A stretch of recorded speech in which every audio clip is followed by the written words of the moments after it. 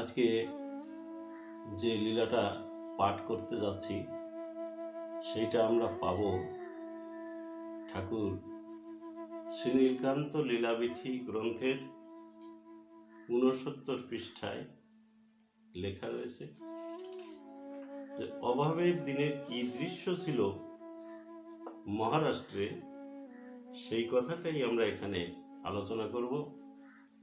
যা শুনেছিলাম শান্তিগ্রাম, মহারাষ্ট্রের শান্তিগ্রাম নিবাসী শ্রী রাজেশ্বর বিশ্বাস মহাশয়ের শ্রীমুখ থেকে। বিষয়ে যাবার পূর্বে রাজেশ্বর বিশ্বাস মহাশয়ের সম্বন্ধে আমরা একটুখানি জানব। এই রাজেশ্বর মহাশয় ঠাকুর শ্রী নীলকান্তের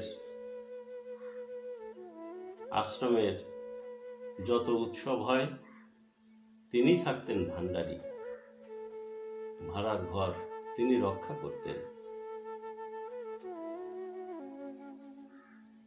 তাই এনার সম্বন্ধেই বিশেষ করে কথাটা ছিল, আর আমরা আলোচনাও করতে যাচ্ছি। তাই অভাব, আজকাল অভাবের দিনে যে অবস্থাটা মানুষের ছিল, এখনকার মানুষের সেটা কল্পনা করাও বড় কষ্ট, কারণ এখন অভাব বলে কোনো জিনিস আর চোখে পড়ে না। তাই 1969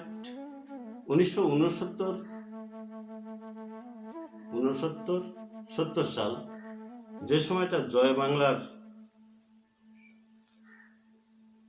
বছর বলা যায়, জয় বাংলার যে একটা মানুষের টান এসেছিল, ঠিক সেই সময়ের কথাটা বলছি। একটু পাঠ করি, পাঠ করলেই ভালো বোঝা যাবে। এখন অভাবের কথা বললে বেশিরভাগ লোকের কাছে তেমন কিছু বলে মনে হয় না, কিন্তু ইংরেজি 1969-70 যারা দেখেছেন তারা জানেন অভাব কি। মানুষ বন্য হিংস্র জন্তুর সঙ্গে লড়াই করে বেঁচে থাকে, জলে হাঙ্গর কুমিরের সঙ্গে যুদ্ধ করে বেঁচে থাকে। এটা তেমন গৌরবের কিছু নয়, কিন্তু সেদিনের সেই অভাবের করাল গ্রাস হতে রক্ষা পেয়ে প্রকৃতির সঙ্গে তাল মিলিয়ে যারা বাঁচার মতো বেঁচে রয়েছেন, তাদেরকে আমি আন্তরিকভাবে ভক্তি না করে পারি না। অভাবের তাড়না, মানুষের পেটের জ্বালা, এই যে জ্বালা, কি জ্বালা, সেই জ্বালার মধ্যে থেকে এই সকল মানুষগুলো যে যুদ্ধ করে বেঁচে আছেন, এইটাই এ ভাষা দিয়ে বোঝানো যায় না। তাদের ধন্যবাদ বা কৃতজ্ঞতা জানাবার ভাষা আমার কাছে নেই। আমাদের সেই পূর্বসূরিগণ তাদের সেই অভাবের মাঝে থেকেও কাছে পেয়েছিলেন প্রাণের ঠাকুর স্বামী সত্যানন্দ প্রভু সুন্দরকে, পেয়েছিলেন শ্রীমৎ নীলকান্ত প্রভু সুন্দরকে, প্রভুপাদকে, পেয়েছিলেন স্বামী রামানন্দ, স্বামী বীরানন্দ, স্বামী অসীমানন্দ, স্বামী বিপুলানন্দ প্রমুখ মহামানবকে, যারা মানুষের ভাঙা মনের দেওয়ালে সান্ত্বনার প্রলেপ দিয়েছেন জেগে ওঠার প্রেরণা, জুগিয়েছেন তাদের মনে কর্মের উন্মাদনা। সেদিনের কথা মনে পড়লে আজও ভীতির সঞ্চার হয়। টাকা ছাড়া পার্থিব জগতের কোনো কিছুই সম্ভব নয়। জগতে বাঁচতে হলে টাকার প্রয়োজন।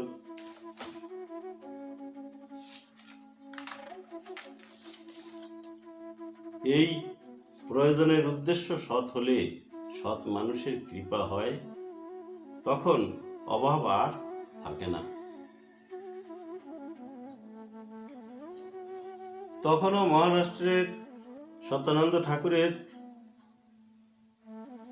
জন্ম অনুসারে ঘরে ঘরে জন্মদিন পালন করা হতো। তখন তো আর আশ্রম তৈরি হয়নি। আর ঠাকুর সত্যানন্দ পরমহংসদেবের যে পুণ্য আশ্রম পাখানজোড় রয়েছে, সেখানে বড় করে মেলা হতো। এত লোকের সমাগম তখন হতো না, এ কথা ঠিক, কিন্তু তখন উৎসব মোটামুটি ভালোই হতো, আজও হয়। আজ যেমন হাজার হাজার লোক কতদিন ধরে 10-20 দিন ধরে উৎসবে যোগ দিচ্ছে, তখন 3 দিন হতো, 3 দিন উৎসব হতো। যা ভক্তগণ আসতেন তারা সেখানে সেবাও নিতেন, পরিবেশ একটা অন্যরকম ছিল, সেই পরিবেশে চলতেন, আর তাদের মনের খোরাক জোগাতেন ঠাকুর নিজেই। ঠাকুরের কাজ সেরে ঠাকুর নিত্য দেশে গমন করেছেন। এরপর থেকে স্বামী নীলকান্ত মহাপ্রভু তিনি বিভিন্ন স্থান দেখাশোনা করেছেন, বিভিন্ন আশ্রমগুলোর পরিস্থিতি পরিবেশ তিনি সরজমিনে দেখতেন। ঠাকুর তাদের বলতেন, বাবা তোরা 25-এ আসিস। তখন 25 নম্বর গ্রামে রাস উৎসব, যা ঠাকুর শ্রী সত্যানন্দ পরমহংসদেব নিজেই মেলেছিলেন রাস উৎসব। ঠাকুর শ্রীনীলকান্ত প্রভু সুন্দরকে একদিন বলেছিলেন, নীলু, তোমার বাড়িতে রাস উৎসব করলে হয় না? রাস উৎসব করলে ভালো হয়। বলে, বাবা আপনি বলছেন, শুনলাম, আমি একটু বাড়ি যেয়ে আলোচনা করি। বলে, ঠিক আছে। তখন শ্রীমায়ের সঙ্গে এসে বললেন যে এইরকম শ্রীমা রয়েছেন, ঠাকুরের কাকা কাকিমা রয়েছেন, সকলকে জিজ্ঞাসা করলেন যে ঠাকুর বলছেন আমাদের বাড়িতে রাস উৎসব করতে। সবাই তো সম্মত আর কি, ঠাকুর যা বলবেন তাই হবে, গুরু অন্তর্ক্রান্ত। রাস উৎসব হচ্ছে। রাস উৎসবের প্রথম রাস উৎসব যখন হয়েছিল, তখন ঠাকুরকে আনতে যেতে হবে, কে যাবে? এবার ঠাকুর শ্রীনীলকান্ত বললেন, গোপাল তুই যা, তুই যে ঠাকুরকে নিয়ে। আজ্ঞাবাই শ্রী গোপাল, যিনি আজও জীবিত রয়েছেন আমাদের মাঝখানে, যিনি আজও কথা বলেন, ঠাকুরের সেই রস, ঠাকুরের সেই যে ভাবধারা তিনি আমাদের কাছে বলেন, ব্যক্ত করেন, শুনে মনটা খুব আনন্দিত হয়। তিনি গরুর গাড়ি নিয়ে বাড়ি থেকে বেরিয়ে পড়লেন। ঠাকুরকে যখন আনতে গেলেন,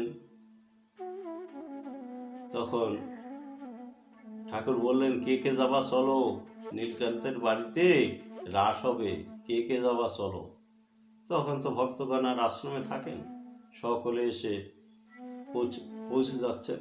ঠাকুরকে গরুর গাড়িতে বসানো হলো, আর ভক্তগণ সব পাশ দিয়ে হেঁটে আসছেন, পিছনে আছেন, সামনে আছেন। কি আনন্দ, কি আনন্দ! সে একটা আনন্দময় পরিবেশ। সে পরিবেশে যারা ছিলেন তারাই জানেন, আজও কিছু কিছু লোক বেঁচে আছেন, তারা সেই সবগুলো জানেন। সেই আনন্দ ঘন মূর্তিটিকে নিয়ে গাড়ি আসছে। এদিকে সাজাতে হবে, সাজানোর তখন কিছু নেই। উপরে ছাউনি দেবে, চাঁদোয়া টানাতে হবে, চাঁদোয়া কোথায়? সরকারি কম্বল ছিল, সরকার কম্বল দিয়েছিল গায়ে দেওয়ার জন্য। সেই কম্বল, 4খানা কম্বল জোগাড় হয়েছে, সেই 4খানা কম্বল কোনায় কোনায় বেঁধে উপরে টানানো হলো।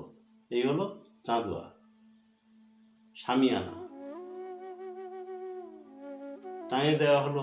এদিকে মন্দির, ঠাকুর বাড়িতে 25 নম্বর শ্রীনীলকান্ত প্রভু সুন্দরের বাড়িতে মন্দির, তখন যেমন তেমন মন্দির, মাটির দেয়াল, ছোট করে ঘর তৈরি করা, কোনো মন্দির তেমন জাঁকজমক নেই। এইখানে হবে রাস উৎসব।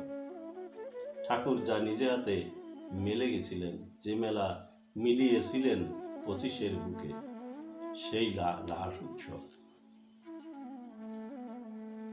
তখন একটা গ্রামে একটা ঢোল নেই, করতাল নেই, যে মানে কাশ নেই যা বাজিয়ে ঠাকুরকে আনতে হবে। হারমোনি পাওয়া যাচ্ছে না, একটা হারমোনি ছিল গ্রামে। যাই হোক, তাদেরকে ডাকা হলো, তারা কেউ আসে কেউ আসে না, এইভাবেই চলছে। তখন তো প্রথম প্রথম গ্রামের সূচনা হয়েছে, অত মনের মিল মানুষের সঙ্গে মানুষের হয়নি। তবু ঠাকুরকে দেখে সবাই ভালোবেসেছে, তাই ঠাকুর এসেছেন শুনে হারমোনিটা আনা হলো। আর ঠাকুর যখন গ্রামে প্রবেশ করবেন তখন এদিক থেকে সবাই, একটা ডাঙ্কা ছিল গ্রামে, সে ডাঙ্কা নিয়ে যায় বাজাতে বাজাতে, হরিবোল ধ্বনি করতে করতে ঠাকুরকে গ্রামের মধ্যে এনে ঠাকুর বাড়ি পর্যন্ত আনা হলো।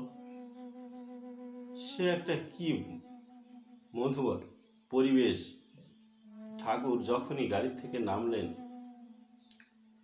জয় জয়কারে, জয় সত্যহরির জয়, জয়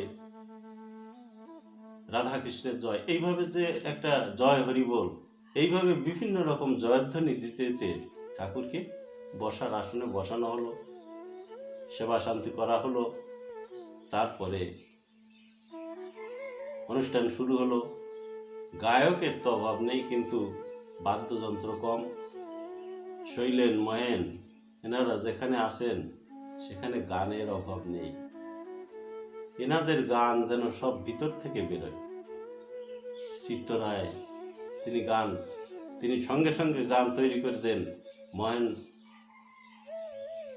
মহেন সাধুকে বলেন, হে মহেন, গান গা। মহেন বলার সঙ্গে সঙ্গে তিনি ধরে দিতেন। শ্রী নীলকান্ত প্রভু সুন্দর গান লেখার লোক, তিনি গান বলে দেন, আরেকজন গান করেন। এই যে একটা মধুময় পরিবেশ সৃষ্টি হতো, আজ তেমন একটা হয়ে পারে না, কেননা হঠাৎ গান তৈরি করার লোক খুব কম রয়েছে। তাই সেই প্রভু সুন্দরদের গানগুলো আজও গাওয়া হয়, আনন্দ হয়, ভক্তকুল আনন্দ করেন। তখন হিংসা, অহংকার এগুলো ভুলে যায়। যাই হোক, ঠাকুর চলে গেলেন, তারপরের যে অবস্থা হয়েছিল সেই কথাটা বলছি। পরের থেকে ওই 25 নম্বরের রাস হতো। মহারাষ্ট্র থেকে বহু ভক্ত সেখানে যেতেন। এখন ঠাকুরও বলতেন, তোরা 25-এ আসিস, বাবা রাস মেলে রেখে গেছে, সেই রাস তোরা এসে করিস, রাসে যোগ দিস, এইভাবে বলতেন। তখন মহারাষ্ট্রের বুকে বহু ভক্ত রয়েছে, তাই তারা ভাবতেন যে বাবা বলেছেন যাইতে হবে, তাহলে দল বেঁধে বেঁধে আসতেন। যারা যারা পারতেন তারা আসতেন, এসে ঠাকুরের সেই অনুষ্ঠানে যোগ দিতেন। তাদের আসতে খুব কষ্ট হতো, পয়সা নেই তো, গরিব মানুষ পায়ে হেঁটে চলে আসতেন মহারাষ্ট্রের থেকে 25 নম্বরে। আজ যেমন আমরা ঘরের থেকে বেরোলেই গাড়িতে উঠে বেরোই, তখন তেমনটি ছিল না। তখন একখানা সাইকেল পাওয়া গ্রামের মধ্যে তাই কষ্টের ছিল। যে অভাবের দিনের কথা বলছি, অভাবের দিনে যারা আমাদের পূর্বসূরিগণ, পূর্বপুরুষগণ যারা রয়েছেন, তারা জানেন অভাব কি, কিভাবে তারা আমাদেরকে বাঁচিয়ে রেখেছেন, কিভাবে তারা আমাদেরকে এই সুন্দর করে গড়ে তুলেছেন। এটা ভাবলেও বড় কঠিনভাবে ভাবতে হয়। যাই হোক, তাদের কৃপায় আমরা বেঁচে রয়েছি। তাদের সেই ত্যাগ, তাদের সেই তিতিক্ষায় আজ আমরা বড় হয়েছি। তাই আমাদের পূর্বপুরুষদেরকে প্রণাম জানাই। তাদের আত্মা যেন শান্তি পায়।